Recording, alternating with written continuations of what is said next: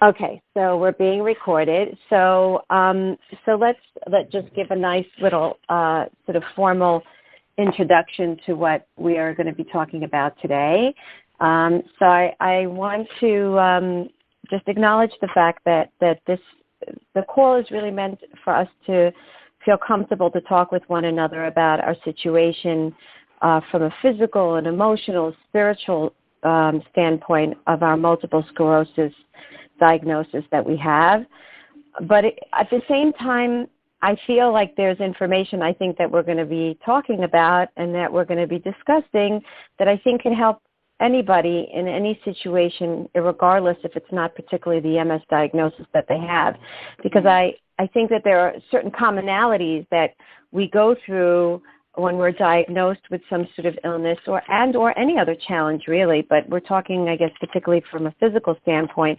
And I feel like it's very beneficial to listen to it no matter what. I think it could hopefully bring us some insights and understanding as far as trying to gain some emuna and chizuk and find our way through this challenge.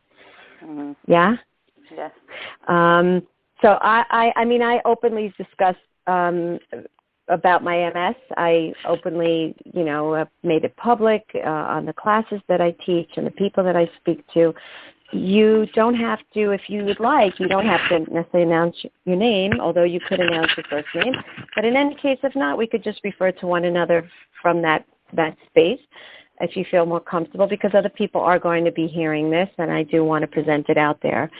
But I'm really going to allow this to be a sort of Q&A kind of situation, because I know there's a couple of people who've reached out to me with the diagnosis of multiple sclerosis and really they want to know. We want to learn from one another. Look, I also started out at one point, looking and where I still am. I grab at the thread saying, okay, how can I get through it? Of course, we all go through those waves. So why don't you, start off by asking or presenting where you are right now. So I was diagnosed in September. I got numbness from my waist down. My legs are very, very heavy. Can't really walk too much. But of course I'm much better now. Still not myself. Right. Still have weakness, in my legs, stiffness. Some days are better than others. Yeah. I just you want prescribed medication? Yeah. I'm on Tysabri. Oh, Tysabri. Oh, you checked okay for it. They checked me. I wasn't able to get it. Okay. Oh, really? Right. Yeah, I tested. I think it's positive or whatever it is for that certain something that could be dangerous. Right. Yeah. The JC virus, right. So, they said this is the stronger medication, and since I got 2 attacks very close to each other, because in May I had vision loss, so it was only 4 months apart. Yeah. Right. So that's why she wanted to give me the medication. Right. And I don't know. I just worry that I'm not gonna feel better.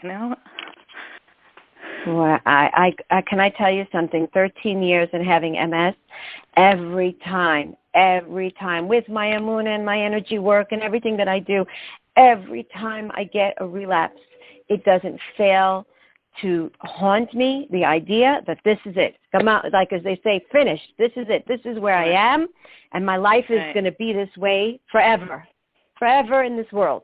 I go through it every time. I look at my husband, I'll say to him, that's it. Okay, that's it. I have to just know I'm going to have to be in a walker or whatever it is for the rest of my life or whatever it is. I know the feeling. I hear you, and especially because it was one right after the other, I can understand where you're coming from. That fear is very real. Mm-hmm. But do you get better? I know everyone's different, but... Yeah.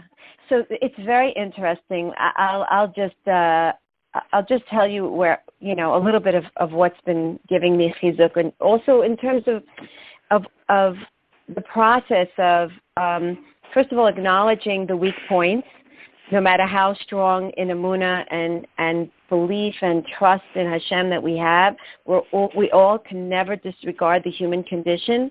And the human condition is that we live in a finite existence. We look at medical records. We look at diagnoses. We look at medical studies. We look at, what the doctors tell us and scientific proof, so to speak. And we are bound by it in the sense where it doesn't, we could break apart from it to a certain degree through Emuna, absolutely. But we all have to also recognize that we are human and we are, worldly beings. So we have to be forgiving of ourselves when we feel that we're not 100% on that Emuna track, particularly when we have relapses or when we're faced with a diagnosis of some sort of or another. So I'll tell you what, the pathway has been definitely where, again, one of the things that kind of encouraged me in being diagnosed with MS was that I felt that because there was no map, like, God forbid, lahavdil, yes, there's some other diseases and ailments, that there's like a map. Like, they'll tell you, well, this is what you should anticipate for it to happen.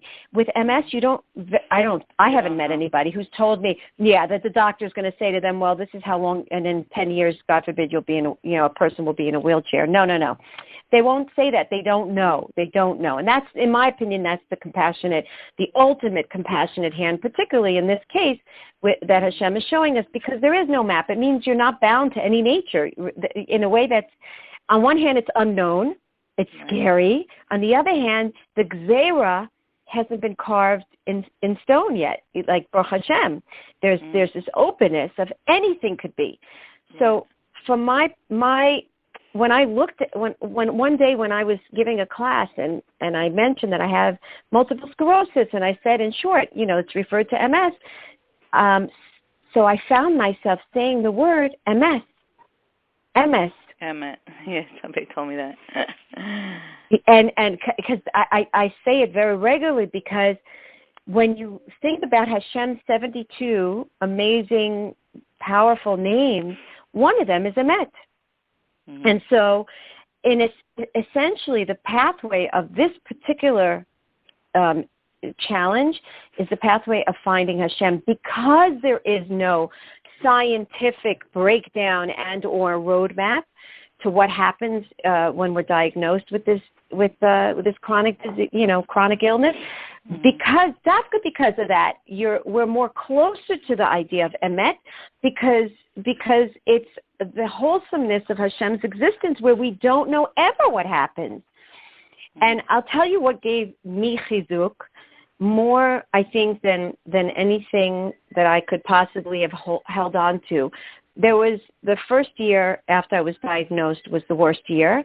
I know exactly, I can relate to what you're saying.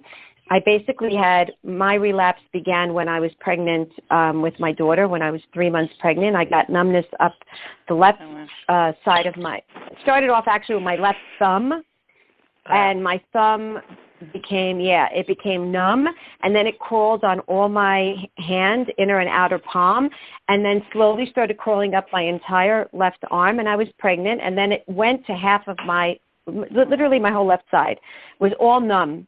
And I didn't find any motor difficulties, but I found more that it was just uncomfortable. So I went to the doctor. I was sure it was connected to the pregnancy. And they said to me, no, you need to go to see a neurologist. Long story short, after going from the neurologist, they thought I had, God forbid, a stroke. I went to the MRI, and the MRI showed, of course, the plaques of the signs of MS. And the doctor said to me, listen, it's your first relapse. According to the classic diagnosis, like, we can't, officially diagnose you with MS. Go home, have your baby. Everything's going to be fine. This too shall pass. And sure enough, 3-4 weeks into it passed. But in the rachamim of Hashem I thought, oh my gosh, Hashem is preparing me. I know I have MS. I just knew it. I knew it in my heart that I had MS, even though I wasn't officially diagnosed. So sure enough, I went through my pregnancy and everything was fine. And I gave birth, thank God, to my daughter, who happens to be today 12 years old. It's her bat mitzvah today. Anyway, so Baruch Hashem. So 3 months after that, sure enough, all the symptoms came back. I went, they did a spinal tap, and I was officially diagnosed in August of 2007. And bottom line is it was a very, very trying time for me in my life, extremely trying time. Had a lot of stress. I was living in Muncie at the time, and, our house was going into foreclosure, a lot of challenges happening in my life. And something happened also with this, Baruch Hashem, with this beautiful daughter who today is, thank God, well and healthy, but we had a tragedy going on with her. Whatever, bottom line is, in December, I was diagnosed in August. In December, I got my second, I would say, real relapse since the diagnosis, and it was really bad, just like you described. The weakness of the legs, the shakiness, aches, pain, spasms, nonstop. My thigh muscles would not stop spasming, and I couldn't walk. I would shake, everything, the whole thing. It was really, really, really bad. And I did steroids, and I went on Avonex, and then at one point they had me in NYU doing plasmapheresis. I don't know if you know what plasmapheresis is. No. Do you know what that is? No. So when steroids unfortunately don't do the job, then they put a central line in your chest, and for 6 days they did almost like dialysis. It's basically to filter out the entire blood system, to take out the antibodies, to reduce the amount of antibodies, and to reduce the level of the relapse. And that helped. It helped us to a certain degree, but it was 6 days in the hospital, not very fun procedure. Wow. Anyway, so the bottom line is, for about 8 months after that relapse, I was homebound. I was using a wheelchair. I was not able to walk properly. And it took about 8 months for it to finally pass. Now, that was by far the worst. It was the first and the worst relapse I ever had. And since then, up until about 2 years ago, I had been averaging about 3 relapses a year, which is a lot. Wow. I don't know. You even said on medication? Your second. Yes, even on medication. Medication is supposed to, I don't know, at least for the one that I'm taking, it's not, nothing's supposed to happen. I don't know. That's what they told me. Okay, well. I don't know what you were taking, but. So I went from Avonex to Rebif to Betaferon because I was getting so many relapses. They weren't working. They weren't working well enough. And if you're talking about 3 relapses a year, we're talking about, the relapse till I finally decided to get steroids. It was a week and a half. Then you get steroids. Then the aftermath of the steroids. So the whole process is maybe 2 months, and then the next 2 months after that, I felt I was getting, literally. I felt like I was more in a relapse than not. So it was very, very hard. And it was definitely, there's no question, it was a very difficult time. I was going like that for about 3 or 4 years. It was just as we made Aliyah about 10 years ago. That's when this all went on. And again, thank God, when you're saying to me, do they pass? Yes, they pass. And they leave in my case, at least, I felt they left some damage physically and emotionally, I'm sure too. But spiritually, I felt uplifted because I kept feeling more and more of Hashem's presence. But it's a high price to pay. But it's a beautiful, very high level. I was also in my Emuna process. That's exactly when I started learning Emuna and teaching Emuna and writing the daily dose of Emuna, and started to really, really learn to forgive my anger that I had towards Hashem, because in the beginning, I'm not going to lie, I was angry. I was fighting this emotion of being so upset at Hashem. Like, why did you do this? I came back to Tshuva. I lost my home. I made Aliyah. We're starting our life. We're coming close to you, and this is what's going on. I can't work anymore. It was definitely hard. I'm not painting it a pink picture, because it was hard. Wow. But again, about 2-3 years ago, I started doing a lot of internal therapy, and I started doing a lot of soul searching, more and more deeper. And I decided to go through a very intense therapeutic process with a Rebbitzin here in Yerushalayim, who put me through a lot of intense recollection of a lot of childhood pain and memory. And I found so much darkness in that space. It was a period of a couple of months where I went through very, very intense searching. Where where is all this coming from? Because, and here I want to get into what I came to the conclusion, not only throughout that period of time, I kind of knew it before, but I came to realize, you know, what the message in the bottle was for this MS diagnosis. So now I'm going to tell you something, and most of the people who I've spoken to have been diagnosed with MS can relate to me, but I could see how a person would want to fight what I have to say right now, okay? Mm-hmm. But when we look at what an autoimmune disease is, now I'm just doing a very general idea of an autoimmune disease. Yes, there's a lot of medical diagnoses, and yes, you know, a virus might have attacked our body and it messed up our immune system and it doesn't know how to react to da-da-da. And yeah, you can explain all that. That's the physical realm. And I'm not saying that's not part of it, and I'm not saying that's not important, and we have to live on both realms. But I was going to the emotional end. I wanted to know what else is happening here, okay? I couldn't help if I contracted a virus. There was nothing I could have done about it. I want to know what I could do about it today. What can I do about it today in my life to try to put my boxing gloves on and give a fighting chance to myself to be able to grow and battle and grow from it. And as I started to understand more what is an autoimmune disease, which is the baseline diagnosis of MS and many others, I realized that what is happening in the body, what's happening in the body is the immune system is not working and functioning properly. And why? Because it's getting a message that there's an illness and or virus and or bacteria, something foreign in the body, and the body now feels, of course, the immune system's function is to protect the body. It now needs to take out the soldiers, which are called the antibodies, and they have to go and fight this enemy. And then when they get to the battleground, can you imagine these antibodies are coming to the battleground expecting to see tons and millions of bacteria and or whatever it is they're fighting, and there's nobody there on the battleground. They're standing there on an empty battleground, not even there's no enemy there. They're not finding it. So they take what they think to be the enemy, something else, which in our case with MS is our neurological system, and in lupus it's the blood, and it's rheumatoid arthritis, it's the joints, and you know, each autoimmune disease, Crohn's disease, it's the stomach, the intestines, and in each case it's recognizing that good functioning organ and or system, body system, to be the enemy.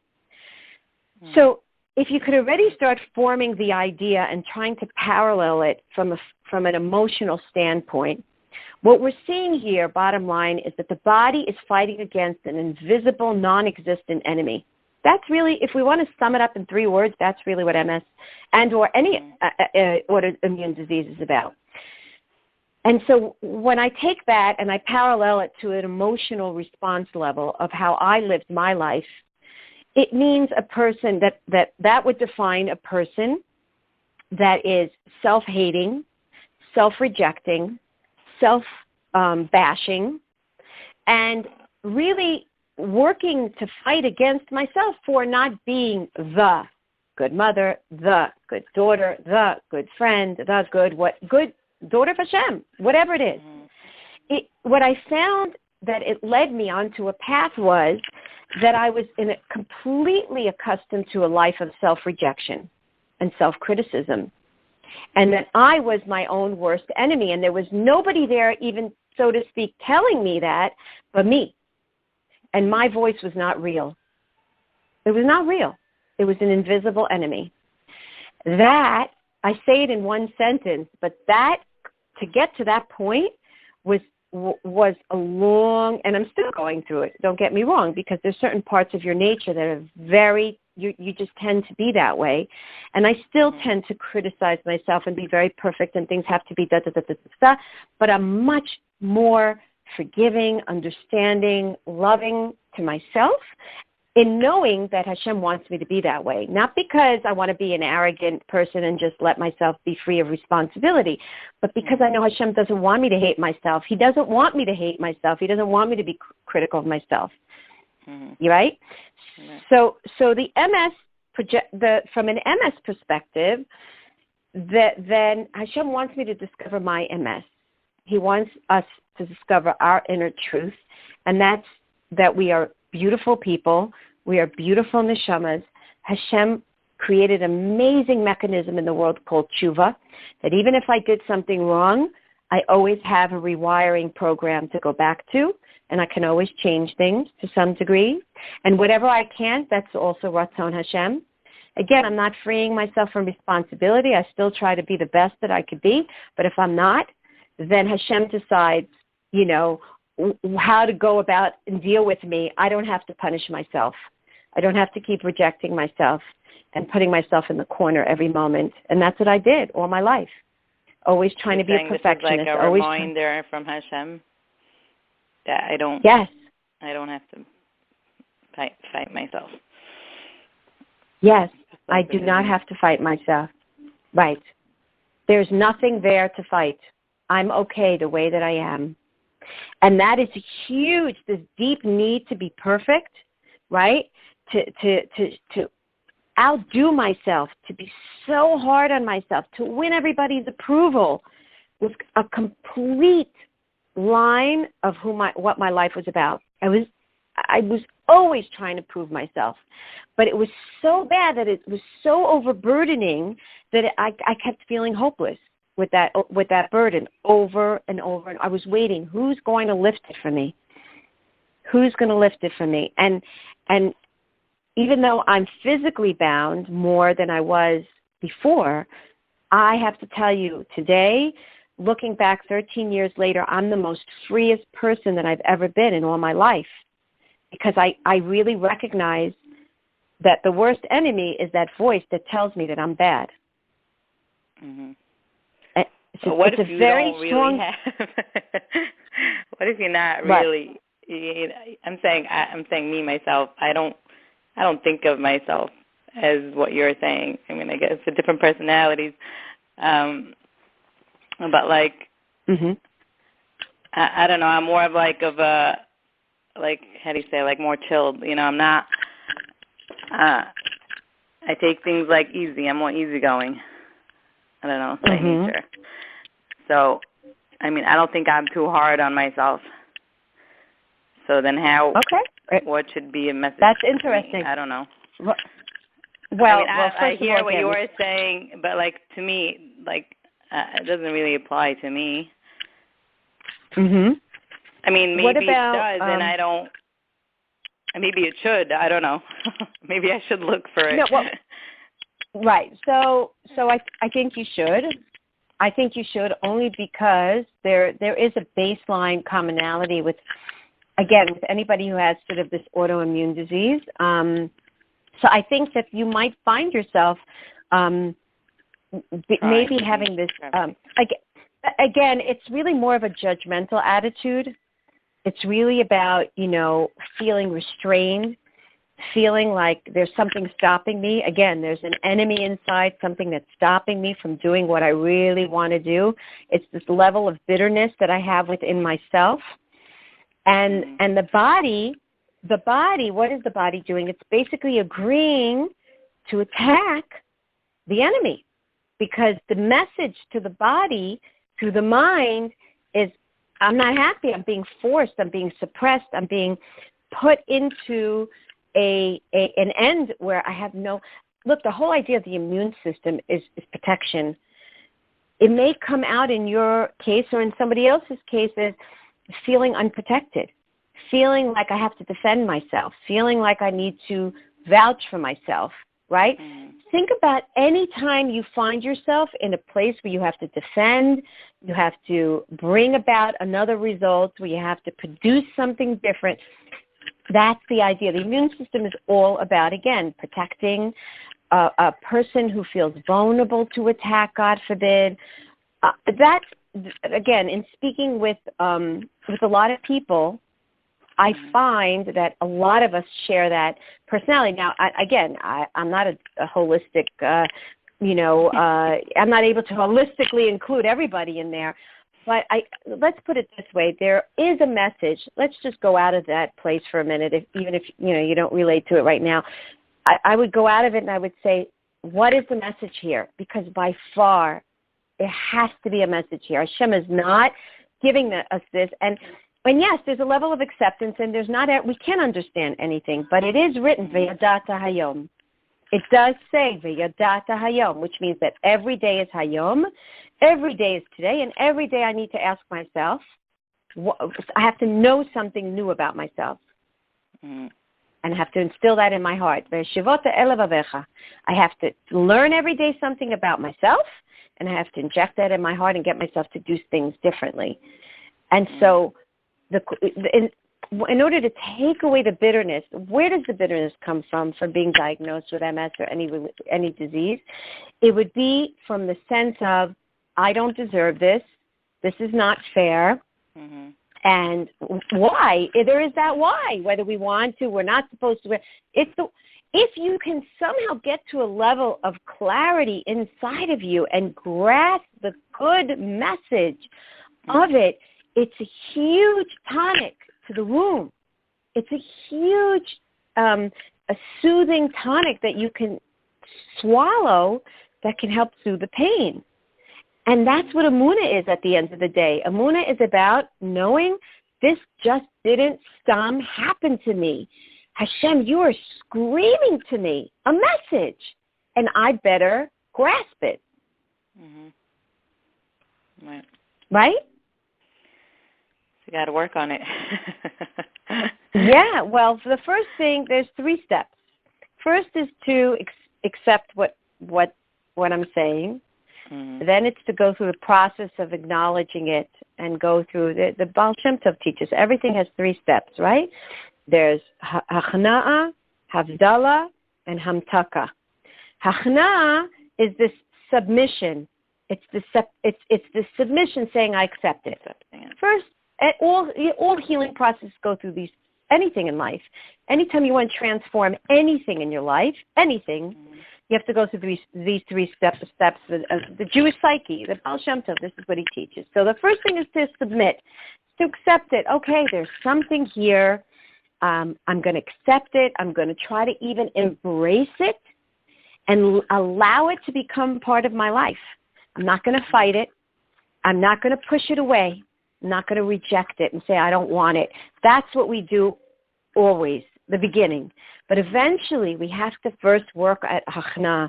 I have to be hachna'a, to accept the gzera from Hashem. This is what he determined to be best for me right now. And I say the words right now with a lot of emphasis because, as we know, anything can change, keheref ayin. The blink of an eye, anything can change, and it does change. Right. Everything goes through movement. Everything is always changing. Atoms are moving. Blood is circulating. Planets are moving. The wind is blowing. Everything moves. There's a reason when you look out the window, you see birds flying. Hashem is reminding us, nothing is staying the same. Everything is moving. Everything. That's why wind, I think that's one of the reasons why there's wind, to show us that even when we don't see it, there's some force that's moving things around. So the hachna comes from right now. This is where I'm at. It could be in 10 minutes from now. It'll change my life. And how many people, their life changed in one split second, for the good or the bitter, unfortunately. But I'm saying we have to be in that level of hachna to know that our life is not in our hands and Hashem is running the show. And thank God we know for a fact, it's splattered all the Torah. Hashem loves us, so we know that whatever it is that Hashem is doing, it's coming from a place of love and a fatherly love that we can't understand, we can't comprehend his level of love. After that, we go through this next step, and that's called havdalah. Havdalah is literally havdalah. We separate. Now I begin to go through this internal work, and here's where the most of the work is. The havdalah is I'm separating the bad, seemingly bad, from the good. The whys are starting to come out, and I'm starting to try to reach that process of what is the message here. That's where you answer the question, what is the message here? You're obviously sending me a message. Everything has a message. I'm not going to understand the totality. Look, even what I explained to you, do you really think that I, so to speak, know what I'm talking about? This is the conclusion I came to. But after 120, I can go up to Shemayim and Hashem will show me a completely different picture. And he'll be like, what were you even talking about down there? You had no clue what you were saying. But this is the dot that Hashem gave me, for right now. And it helps me. So I embrace it. And that was my process of Havdalah, because I related very, very much so to that whole idea of feeling like I was, not protected in life, feeling like I was always vulnerable to attack and to being criticized. And that's why I kept learning to criticize myself. And I did not have a healthy dose of self-esteem. I was very resistant to openness and newness. I felt very rigid in the way that and again, negative thinking, very critical, feeling attacked and defenseless. All of that was all my life. That's what dictated. That was what motivated me.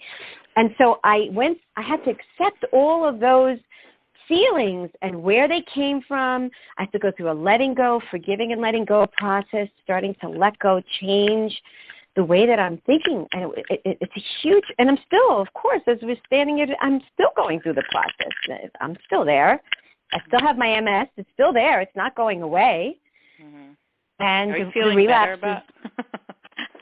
So here, the last 2 years, the last 2 years. Now, this is not, my case is definitely not of the ordinary, because I'm treated here at the MS Center in Tel Shomer in Tel Aviv.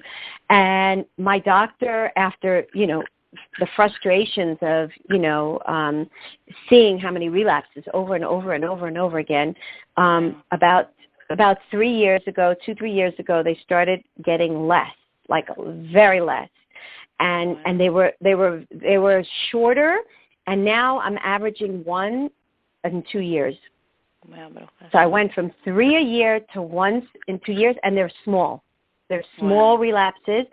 And most often what I've been doing is I haven't even taken steroids. I just live through it, and I just slow my pace down. Yeah, I did do steroids a few months ago. It was I needed it. I felt like I really needed it. My legs were really bad. I was trying to make my way up on a bus, and I couldn't move my leg to lift up to the bus, to the stair. So I definitely felt like I needed steroids, and I did it for a couple of days. But my MS doctor looks at me, and he says that he's never seen anyone with MS actually get better. And he said to me, I don't know what you're doing, but whatever it is you're doing, just keep it. Just keep doing it. So to answer the big question is, yes, of course there's hope, but that has nothing to do with my story. There's hope because there's hope, because Hashem said you can't. Yes, and anything can happen. And if you embrace it and accept it, and again, after the Havdalah, go through that process, what's the last part? Is Hamtaka, the sweetening. What is the sweetening? The sweetening doesn't mean that the original problem necessarily went away. It doesn't mean if I didn't have money, I suddenly have a lot of money. It doesn't mean if I had an illness that went away. It means I'm at a point where it's not so bad. There's some good here that I can use to build something amazing in my life. I could now take a different path than the path that I've been traveling on till now. And that's sweet. That is beautiful. And that's where I have to say I try to, obviously, we all try to get to that sweetening stage, but that's the level of the process of nisyonot. That's what it is. And I was just saying this the other day, is that's the whole process of a nes, of a miracle. The whole process of a miracle, the word nes is in the word nisayon, and the challenge. Why? Because it's not just because when you go through a challenge, it's a miracle that you've made it through, because Hashem gave us these challenges and, to make it through. But it's also because through the challenge, I changed something fundamental in my nature. I switched around something in my nature in order to make it through the challenge. And that's a miracle, because I had a nature. I would always get angry. I would always get critical, self-critical. I would drain myself by constantly fighting myself psychologically. And the miracle in the nisayon, the nes in the nisayon, is that now I'm not always that way. I'm hopefully mostly not that way anymore. That's a nes, because I broke my nature. Think about it. I'm in the process now. I didn't break it. I'm in the process of breaking my nature. And that's the nes and the nisayon. Right. And that's what Hashem wants from us. That's what Hashem wants from us. At the end of the day, in everything we go through, that's what Hashem wants from us. Wow. Okay. It sounds good. Yeah. It sounds good on paper, they say, huh? Good on paper, yeah. It sounds good on paper, but let me tell you, every day I never forget that I have MS. Oh, so let me just say this one last thing, because at the time we were living in Muncie, and we were a couple of years in Tshuva. We weren't observant all of our lives, and my husband was going to the yeshiva where he was learning, and the Rav there, just after the initial diagnosis, one day asked my husband, "So how's your wife? How's she doing?" He knew that I was going through this very difficult relapse, and my husband says to him very, very naturally, very nonchalant, he says, "Oh, you know how it is, Kvod Harav. You know, one day she's like this, one day she's like that. We never know what we're facing." And you know what? The Rav took a look at him, a very deep, piercing look at him, and he said to him, "I want you to know something." He says, "I want you to come home, and I want you to tell your wife that she's the only one that I know who's living a truthful reality." And why? Because we wake up in the morning every day and expect to move our legs, move our hands, right? Just day after day. The sun rises, I get up, I make coffee, I take the kids to school, and we just anticipate that every day is going to be the same, and we have this level of regularity, whereas your wife doesn't know from moment to moment what's going to be. That's MS. That's MS. Right. And that's the beautiful message, so to speak, a high price to pay, but it's the beautiful message that Hashem is sending you and me and all of us in that vulnerable situation of not knowing, just because yesterday I got out of bed and I was able to see, right, I can't take that for granted anymore. You can't take that for granted anymore. Right? So if we can embrace that and teach it and internalize it, then, as they say in Hebrew, Hashed lo noah. It's not something that, God forbid, I have to feel like it's the end of my life. There's lots of beautiful things waiting for you and for those others who are diagnosed, and for me and all of us, with any battling with whatever challenge. There's some beautiful messages in the bottle that are waiting for us, and Hashem wants us to get those messages. Now, by default, when we grasp that, the chesed in the gevura, that's what's called, attaining the chesed in the gevura, the kindness in the judgment, when you can extract that, number one, you're a million times closer to Hashem than you ever were in your entire life, and you would never exchange that feeling of closeness to Hashem, ever, even if you had to go through another MS relapse, God forbid, and nobody should ever. And number two is the whole concept of MS takes a very different place. It's not seizing you and capturing you and kidnapping you, but it's becoming your coach to becoming an amazing you. A very different way of looking at life and at the illness. And that's where I choose to be. That's where I choose to be. As they say, what doesn't break you makes you. That's where I am. This will not break me. It's only going to make me into something different. Wow. And that's what I encourage you. That's what I encourage you to do. And if you can't feel it, beg Hashem to help you be there, because that's what Hashem wants from you. That's all He wants is your closeness. And just beg Him to show you the kindness in the judgment that seemingly appears to be hovering over all of us in challenges. Where is the kindness? I know there's chesed in here. Olam chesed yibaneh. Everything in this world, the fundamental DNA of this world, of the universe, is chesed. But if I'm going through pain, obviously I'm not in touch with the DNA of the world. Show me the DNA. It's there. I'm not losing hope in you showing me the kindness in what it is that I'm going through right now. That is where we need to be. Begging Hashem to show us that kind face of His that's there. It's just hiding in this. Mm-hmm. Wow, thank you. Could you also just share, like, what helped you physically, like, saying besides medication? Like, I don't know, you did, like, therapy, physical therapy, or, I don't know, right. vitamins or whatever. Right. So, listen, there's a couple of things that, from a physical standpoint, is kind of known. So from a physical standpoint, it's been shown that people with MS have lower count of vitamin D. Mm-hmm. So vitamin D is something that I would supplement. Now, you have to just be very careful, I will say, and I'm not a medical doctor, so please take this with, cautious hands. But vitamin D, we shouldn't exceed, like I was at one point taking, I hate to say it, I'm almost embarrassed to say it, I think 8 or 10,000 IUEs or whatever they call it a day.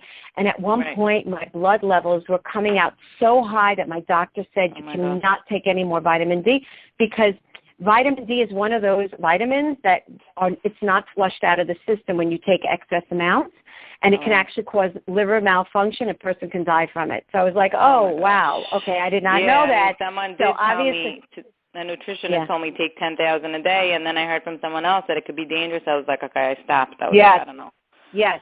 Yeah. Yeah, so maybe what I was told is to just take lower, now because I have my system is so packed with the storage of vitamin D, I'm not taking anything. But maybe you want to just figure out how much to take. Like maybe you want to take a very low dose of 500 or, whatever it is. Just go to a homeopath, go to a naturopath. Yeah.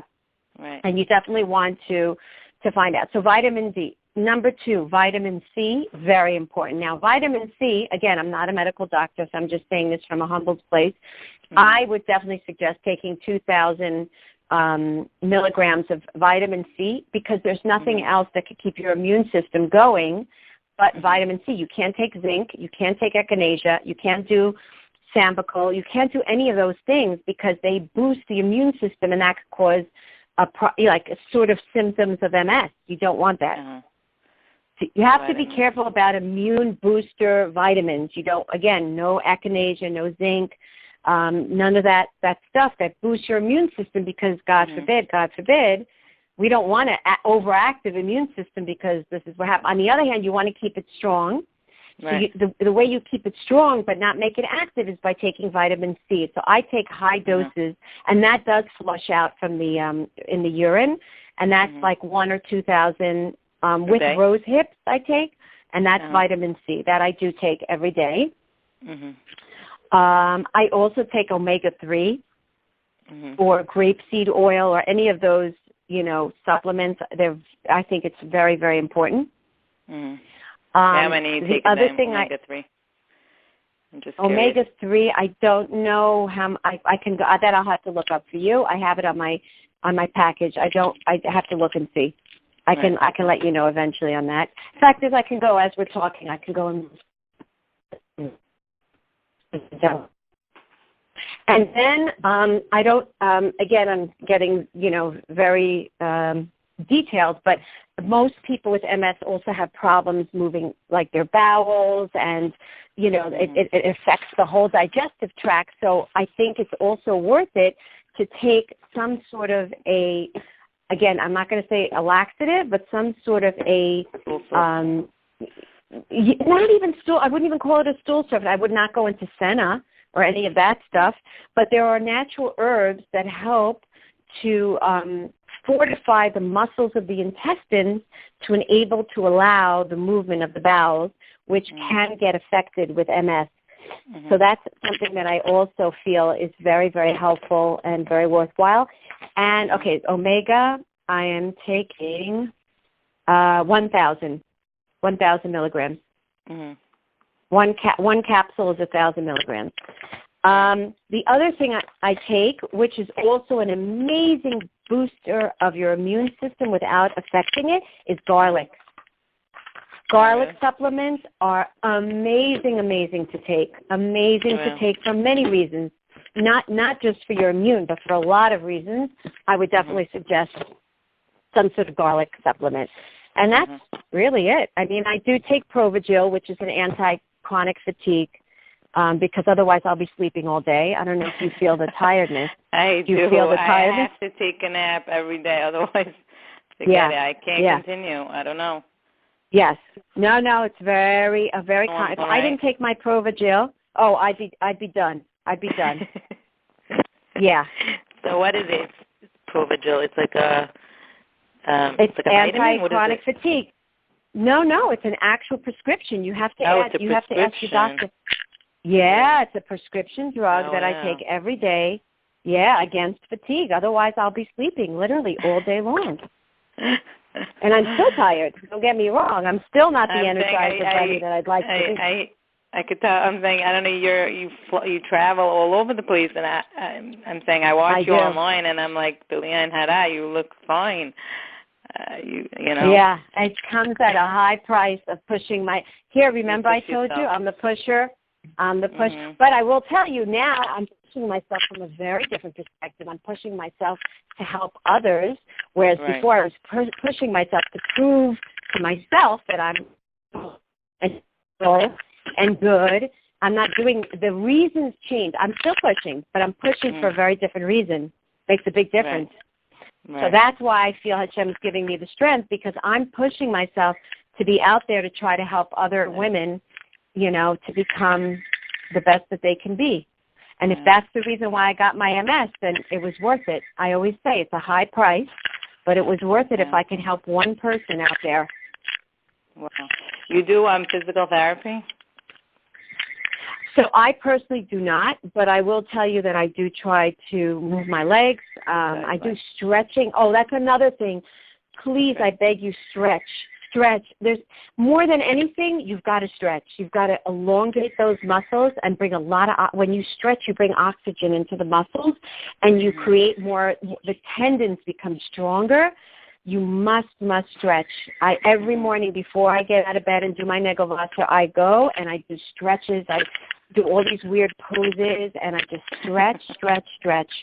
Yeah, very, very, very important. Particularly in the morning when you're used to being stiff, and with us stiff muscles, absolutely stretch. And the listen, stiffness of the muscle stays. I'm saying no, absolutely not. But it does come and go. Well, I haven't. I mean, thank God, on a regular basis, I can't tell you I'm stiff. Maybe because I stretch. I think maybe it is because I stretch. Maybe if I didn't stretch every day, then yes, maybe I would have stiff muscles. So I don't feel it.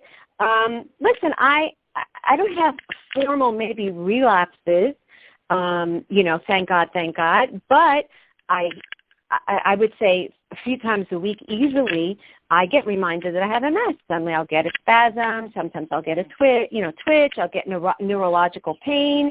Like I did, there was a time where I was on Lyrica nonstop. Wow. You know, Lyrica, it's for neurological pain. The pain, wow. It's like to relieve the neurological pain of the spasms. Thank God I have it in the house, and I take it if I need it, but I don't. There was a time I was literally addicted to it. Wow. Right.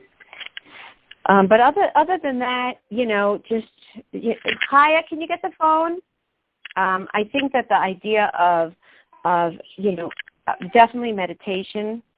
I want to tell you, I deal with energy medicine, so I will tell you indigo color. I don't know if you know how indigo looks, but the indigo is like a mix of navy blue and violet. It's like a blue purple. So the color energy that indigo gives you works directly with the spinal cord and the brainstem, which is the position of all the where all the messages of the myelin need to come down through. I will tell you, it's very, very good if you can find yourself some flowers in that color, or have a little corner with that. Maybe painted in that, corners that color. But indigo is very, very good. What are you supposed to do? Look at it? Yeah, look at it. Yes, look at it and yes, and relax in it and stare into it and allow your mind to change the way that it thinks. When you're looking at that color, it changes the waves, the energy waves of the way that you think. It brings the frequency up. It makes it a higher frequency of more positive thinking.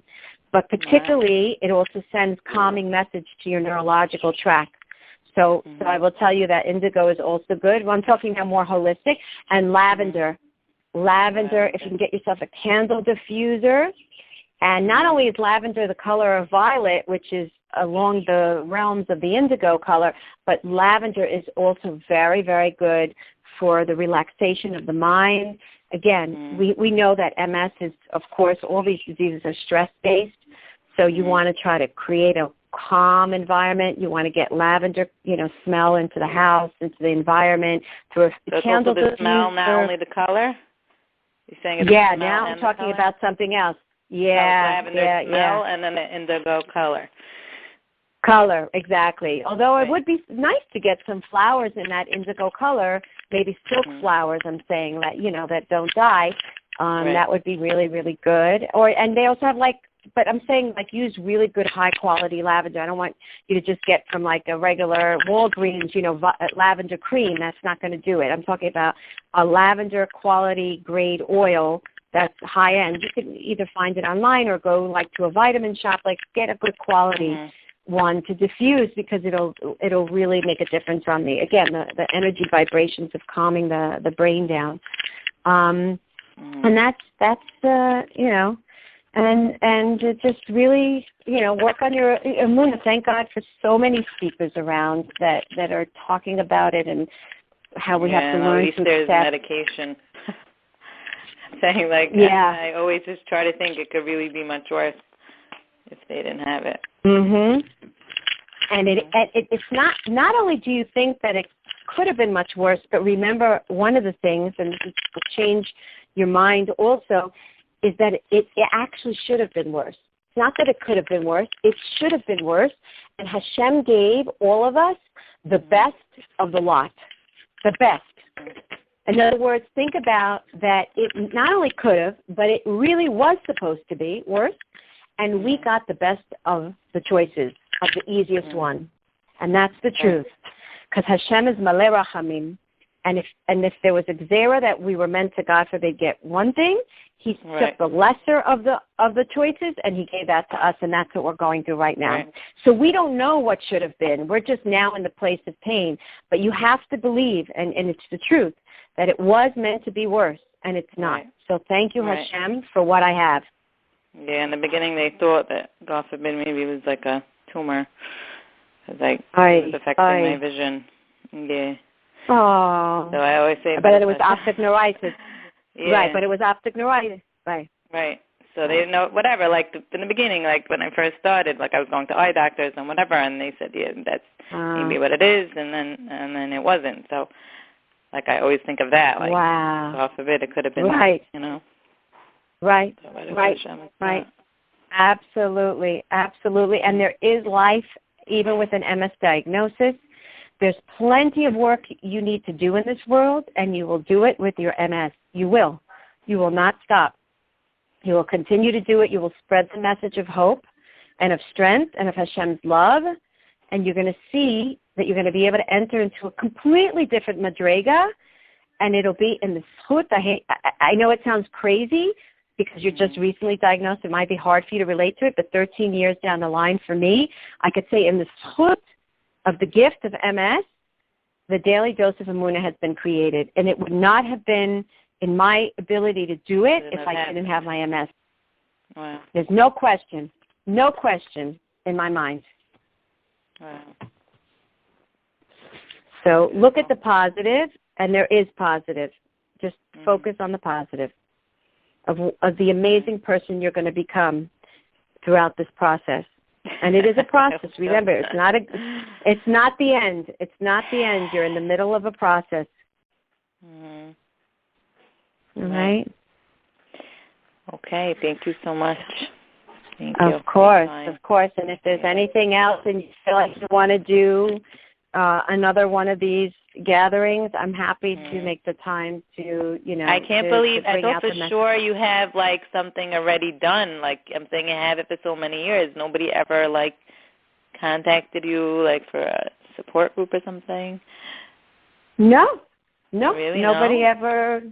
No, nobody ever approached me. Nobody ever contacted me, and I've been very outspoken about it. But no, I never. But I'm saying people know you have it. I just can't imagine that you didn't have anything already.